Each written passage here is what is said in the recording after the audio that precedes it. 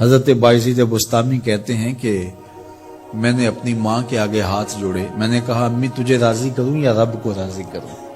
تو اپنے حق مجھے معاف کر دے، اللہ کو میں راضی کر لیتا ہوں۔ ماں نے کہا جاؤ پتر میں اجازت دیتی ہوں۔ گئے جنگلوں میں ذکر و فکر میں لگے رہے، تنہائی میں اس کو یاد کرتے رہے، دن رات ذکر کے چراغ روشن رکھے۔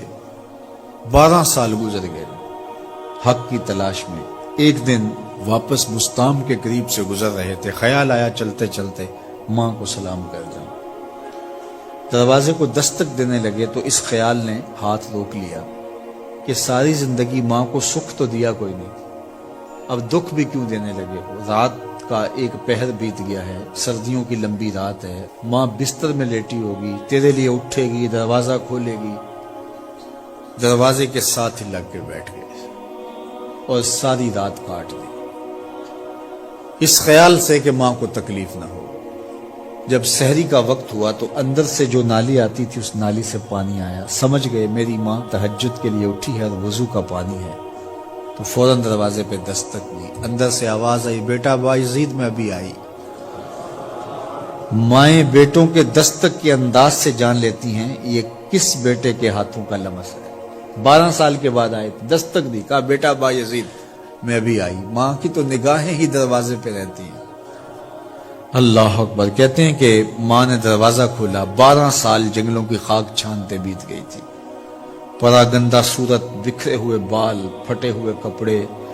میری ماں کی جب نگاہ میرے پہ پڑی تو اس کی چشمان سے موٹے موٹے آنسو ٹپکنے لگے، اور اس نے ایسے ہاتھ پھیلا کے کہا مالک میرا بیٹا بایزید تیری طلب میں نکلا تھا، تو نے ابھی تک اسے اپنا قرب نہیں دیا۔ حضرت بایزید بستامی کہتے ہیں 12 سال کی ریاستوں سے جو کچھ نہیں ملا تھا ماں کے اٹھے ہوئے ہاتھوں سے مل گیا۔ میں نے کہا مالک میں تجھے کہاں ڈھونڈ رہا ہوں، تو کہاں موجود ہے؟ تو ماں باپ کی رضا اللہ کی رضا کا دروازہ کھولتی ہے۔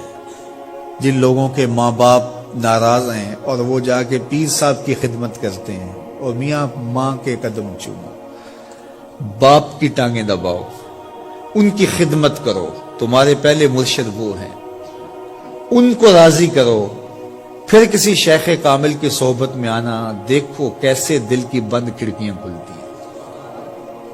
ایک مرشد تو ناراض کر آئے اور دوسرے مرشد سے تمہیں کیا ملے گا؟